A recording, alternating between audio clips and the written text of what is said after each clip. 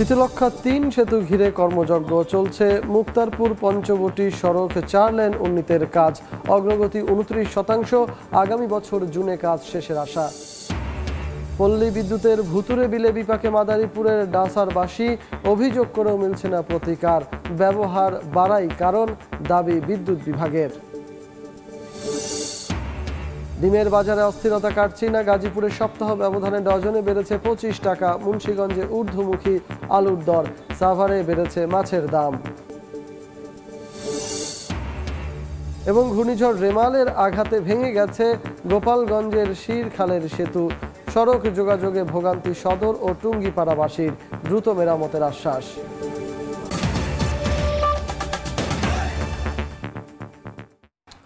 আমন্ত্রণ সময় সংবাদের নিয়মিত আয়োজন বিভাগীয় সময়ে। থাকছি সপ্তাহের 7 দিন ভিন্ন ভিন্ন বিভাগের সংবাদ নিয়ে। আজ থাকছে ঢাকা বিভাগ, আর সঙ্গে আছি আমি সজল মিত্র রিচার্ড। শীতলক্ষ্যা 3 ও মুক্তারপুর সেতু ঘিরে মুক্তারপুর পঞ্চবটি সড়ক আধুনিকায়নে চলছে বিশাল কর্মযজ্ঞ। যানবাহন চালু রেখেই হচ্ছে সড়কটি 4 লেনে উন্নীত করার কাজ। দ্বিতল সড়কের খুঁটি উঠেছে 90টি।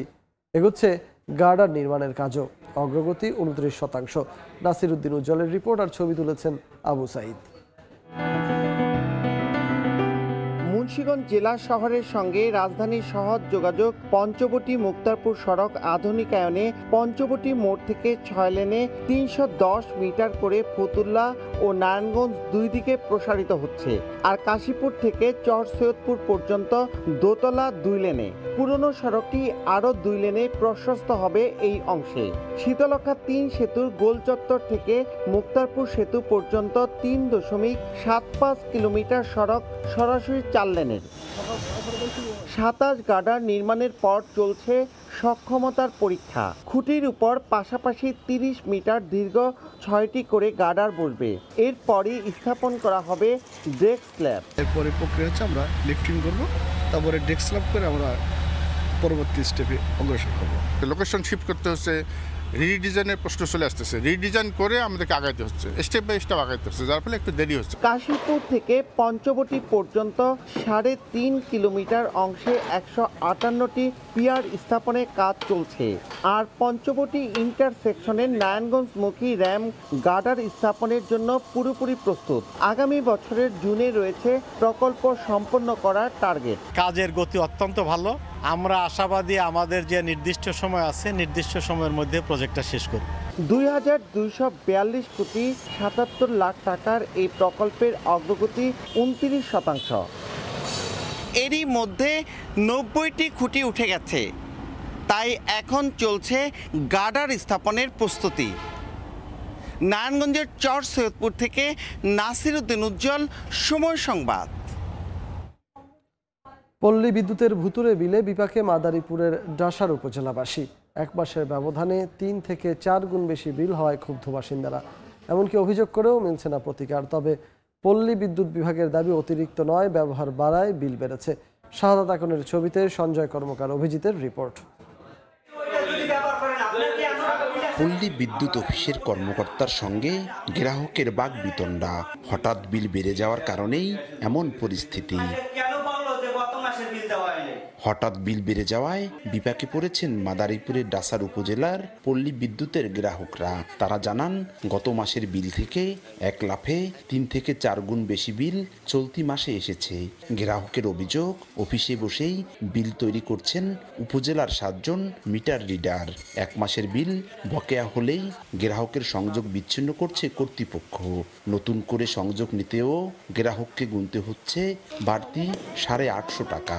ভুতুরে বিল নিয়ে একাধিকবার অভিযোগ দিয়েও মিলছে না কোনো প্রতিকার।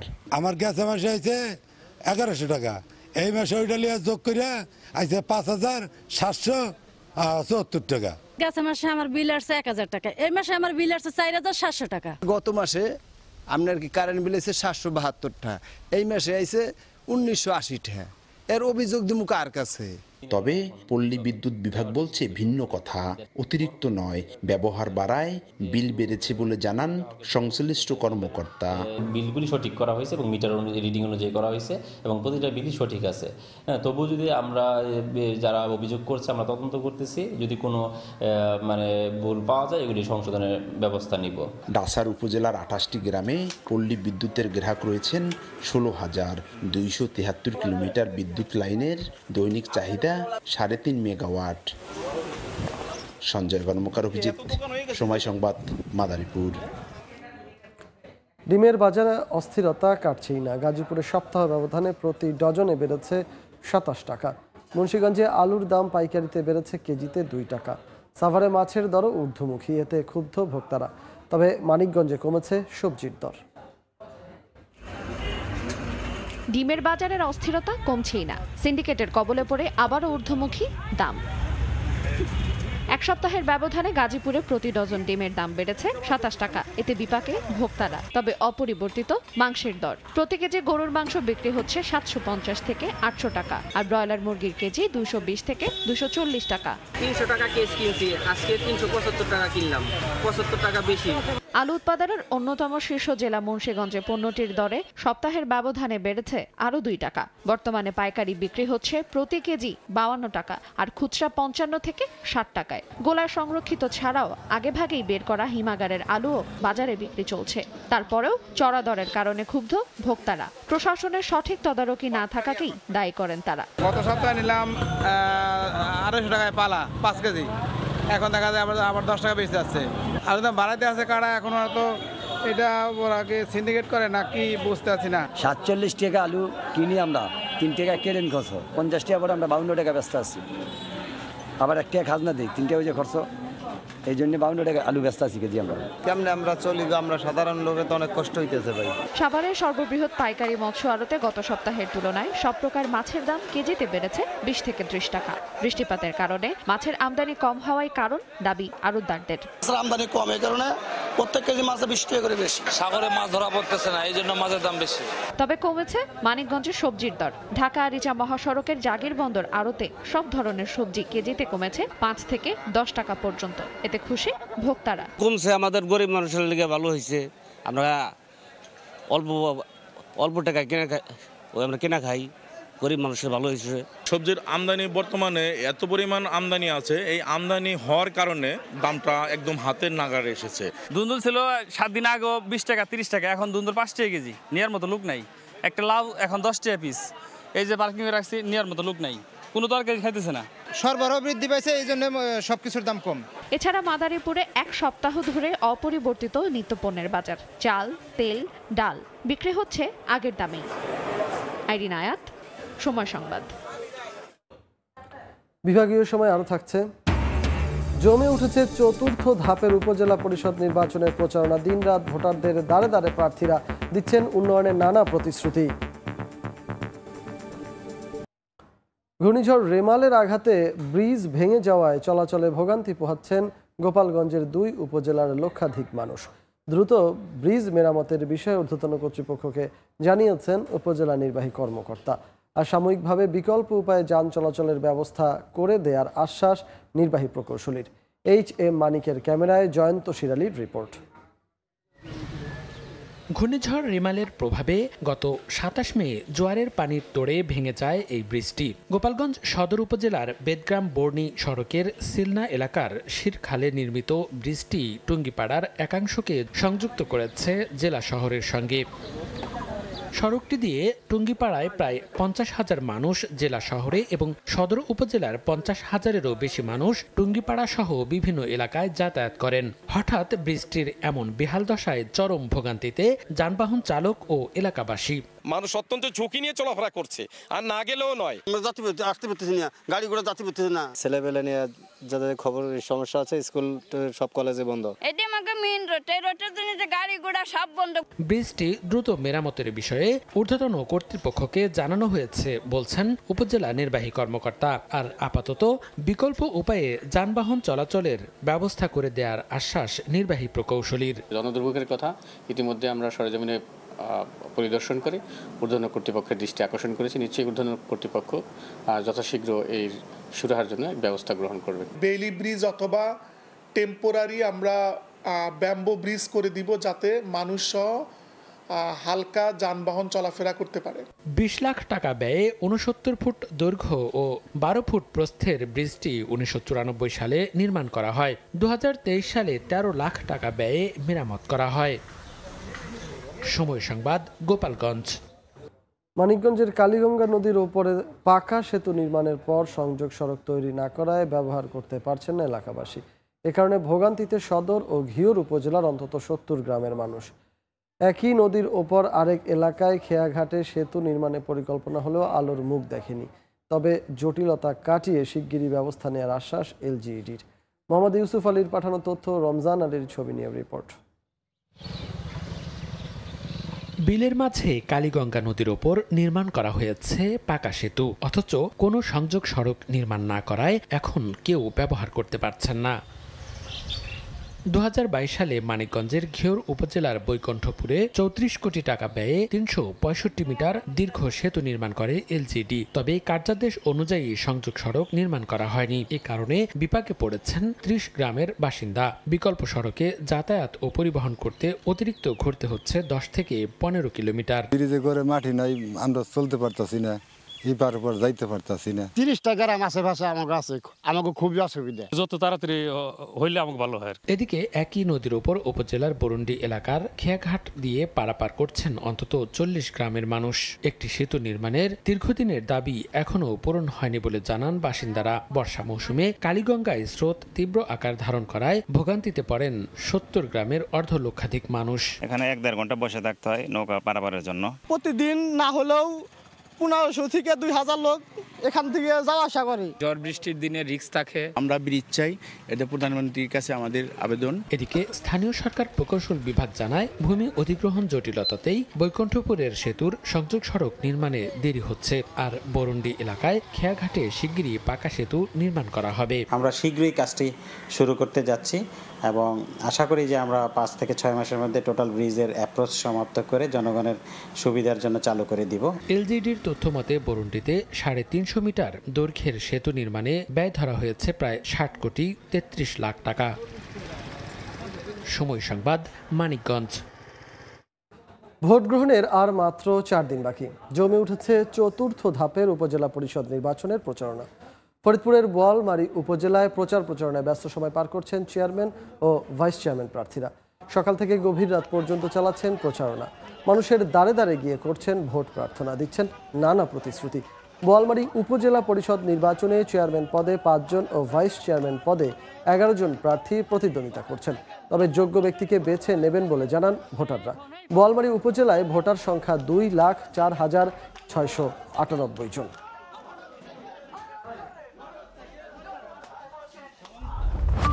EDF Aluminium, redefine possibilities. রাজবাড়ী থেকে ঢাকার উদ্দেশ্যে ছেড়ে আসা চন্দনা কমিউটার ট্রেন সহ এই রুটে চলাচল করা সকল আন্তনগর ট্রেন খানখানাপুর রেল স্টেশনে বিরতির দাবিতে ট্রেনের গতিরোধ করে বিক্ষোভ মানববন্ধন করেছেন স্থানীয়রা। সকালে খানখানাপুর রেল স্টেশনে মানববন্ধন করেন বিক্ষুব্ধ জনতা। রাজশাহী থেকে ছেড়ে আসা ঢাকাগামী মধুমতি এক্সপ্রেস ট্রেন 11:30টার দিকে খানখানাপুরে এসে পৌঁছলে গতিরোধ করা হয়। পরে ট্রেনের সামনে অবস্থান নেন তারা। 5 মিনিট পর বিক্ষোভকারীরা সরে গেলে ঢাকার উদ্দেশ্যে ছেড়ে যায় ট্রেনটি। এ সময় এ রুটে চলাচল করা 3টি আন্তনগর ও 2টি কমিউটার ট্রেন খানখানাপুর রেল স্টেশনে যাত্রা বিরতির দাবি জানায় স্থানীয় জনতা। আমরা আগে জানতাম, আজকে মানববন্ধনে উপস্থিত হয়েছি, সুন্দর ঐতিহ্যকে পৃথিবীতে ছড়িয়ে দিয়েছি। কাঁচামালের ঊর্ধ্বগতির নেতিবাচক প্রভাব পড়েছে কাপড়ের বাজারে। সব ধরনের কাপড়ে গড়ে 10% দাম বেড়েছে নরসিংদীর শেখেরচর, বাবুরহাটে। বিপাকে পড়েছেন ক্রেতা ও বিক্রেতা উভয়ই। এ কারণে বিক্রিও কমে এসেছে বলে জানান তারা। আশিকুর রহমান পিয়ালের পাঠানো তথ্য, মাহমুদুল হাসান মাহফুজের ছবি নিয়ে রিপোর্ট। দেশের সবচেয়ে বড় পাইকারি কাপড়ের হাট নরসিংদীর শেখেরচর, বাবুরহাট। ভোর থেকেই দেশের বিভিন্ন জেলার পাইকার ও খুচরা ব্যবসায়ীরা ভিড় করেন এই বাজারে। তবে কাঁচামাল ও দ্রব্যমূল্যের ঊর্ধ্বগতির নেতিবাচক প্রভাব পড়েছে বাজারে। ব্যবসায়ীরা জানান, সব ধরনের কাপড়ের দাম বেড়েছে গড়ে 10%। ডলারের সংকট, সেই হিসাবে আর মূল্যস্ফীতি এই কারণে আমাদের কাপড়ের প্রোডাক্টের দাম বেড়ে গেছে।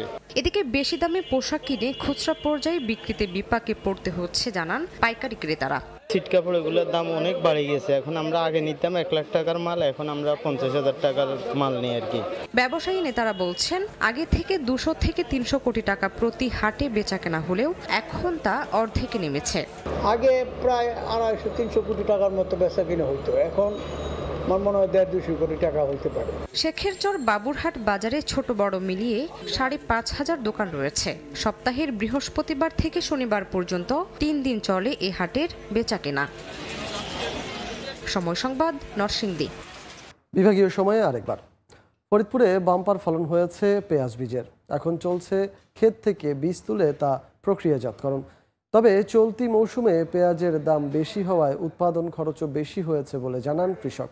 আর বাণিজ্যিক কৃষিকে আরও সম্প্রসারিত করতে সহযোগিতার আশ্বাস কৃষি বিভাগের। শিকদার সজলের পাঠানো তথ্য ও ছবি নিয়ে রিপোর্ট। দূর থেকে দেখে মনে হয় সাদা ফুলের গালিচা, কাছে এলে চোখে পড়ে হাজার হাজার পেঁয়াজ ফুল। দেশে পেঁয়াজ উৎপাদনের দ্বিতীয় শীর্ষ জেলা ফরিদপুর। এ জেলায় সবচেয়ে বেশি উৎপাদন হয় পেঁয়াজের বীজ। চলতি মৌসুমে 1820 হেক্টর জমিতে 900 মেট্রিক টনের বেশি বীজ উৎপাদন লক্ষ্যমাত্রা নির্ধারণ করেছে কৃষি বিভাগ। আবহাওয়া ভালো হওয়ায় ফলনও হয়েছে বাম্পার। তবে এবছর পেঁয়াজের দাম বেশি হওয়ায় বীজ উৎপাদন খরচও বেড়েছে বলে জানান কৃষক। প্রত্যেকটা জমিকে আমার মিনিমাম 7 থেকে 8 বার করে আপনার হাত পরাগায়ন করতে হয়েছে শ্রমিক দিয়ে। সেই ক্ষেত্রে আমাদের শ্রমিক খরচ অনেক বেশি। মাথায় না মলছি, ময়লা অনেক সুন্দরভাবে ধুইছি, শুকাচ্ছি, এগুলা নিয়ে বাড়িতে প্যাকেট করে জায়গাতে যা বেতন পাই আমরা হেঁটে আমাকে সংসার চলে। বাণিজ্যিকভাবে পেঁয়াজ বীজ উৎপাদন বাড়াতে সার্বিক সহযোগিতার আশ্বাস কৃষি বিভাগের। সংরক্ষণ করার জন্য তারা যে প্রয়োজনীয় পরামর্শ তাদের পাশে আমরা থাকি। আমাদের যেটা উদ্দেশ্য যে আমাদের এই ফরিদপুর জেলার গুণগত মানসম্পন্ন উন্নত বীজ সারা বাংলাদেশে একটা বিশেষ অবস্থানে থাকবে। কৃষি বিভাগের তথ্য মতে চলতি বছর পেঁয়াজ বীজের বাণিজ্য হবে অন্তত 300 কোটি টাকা। সময় সংবাদ, ফরিদপুর। বিভাগীয় সময় শীর্ষ সংবাদগুলো জানিয়ে দিচ্ছি আরেকবার। শীতলক্ষা 3 সেতু ঘিরে কর্মযজ্ঞ চলছে। মুক্তারপুর পঞ্চবটি সড়কে 4 লেন উন্নীতের কাজ অগ্রগতি 29%। আগামী বছর জুনে কাজ শেষের আশা। পল্লী বিদ্যুতের ভুতুরে বিলে বিপাকে মাদারীপুরের ডাসারবাসী, অভিযোগ করেও মিলছে না প্রতিকার। ব্যবহার বাড়াই কারণ, দাবি বিদ্যুৎ বিভাগের। এবং ডিমের বাজারে অস্থিরতা কাটছেই না। গাজীপুরে সপ্তাহ ব্যবধানে ডজনে বেড়েছে 25 টাকা। মুন্সিগঞ্জে ঊর্ধ্বমুখী আলুর দর। সাভারে বেড়েছে মাছের দাম।